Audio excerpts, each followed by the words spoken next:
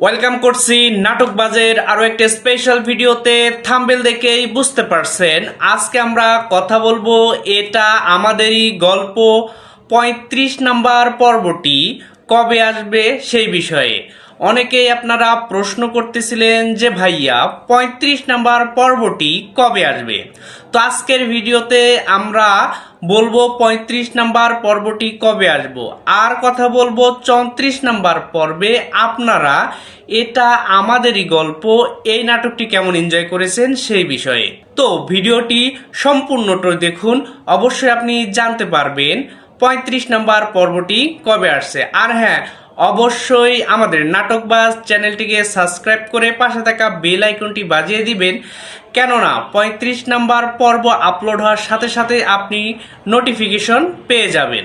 যারা ৩৪ নাম্বার পর্ব দেখে ফেলেছেন তারা নিশ্চয়ই বুঝতে পারছেন ৩৫ নাম্বার পর্বটা কত বেশি জাঁকজমকপূর্ণ হবে, এবং এই ৩৪, ৩৫, ৩৬ এই পর্বগুলো আসলে অনেক এনজয়েবল হবে। কেননা আমরা যদি ৩৪ নাম্বার পর্ব নিয়ে একটু কথা বলি তাহলে আমরা দেখতে পারবো নাটকের শেষ মুহূর্ত নিয়ে যদি একটু বলি, দেখা যাচ্ছে ফাহাদ হয়তোবা তার শ্বশুরের কোম্পানি থেকে টাকা পাচার করে বা নিজের অন্য আরও বিজনেসে ইনভেস্ট করে ধরা খেয়েছে, যার কারণে হয়তোবা ফাহাদ পালিয়ে যেতে পারে। আপনার কি মনে হয় ফাহাদ কি পালিয়ে যেতে পারে?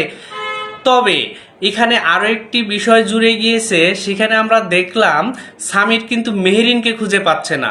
তবে এক এক যোগ করে আমরা যদি ২ মিলানোর চেষ্টা করি তাহলে কি ফাহাদ আর মেহেরিন দুজন প্ল্যান করে কোথাও চলে গিয়েছে বা এরকম কিছু ঘটবে কিনা। তো একটা মিস্ট্রি পরিবেশ তৈরি হয়েছে ৩৪ নম্বর পর্বে। সো ৩৫ নম্বর পর্বে কিন্তু সেটারই উত্তর আমরা পাবো। তো যারা এতক্ষণ পর্যন্ত ভিডিও দেখলেন যে ভাইয়া শুধু গল্পই করে যান, বলেন না যে কবে আসবে ৩৫ নম্বর পর্ব, তো আপনাদের জন্য বলছি, আপনারা জানেন প্রত্যেক সপ্তাহের বুধবার এবং বৃহস্পতিবার করে এটা আমাদেরই গল্পের নতুন নতুন পর্বগুলো আসে।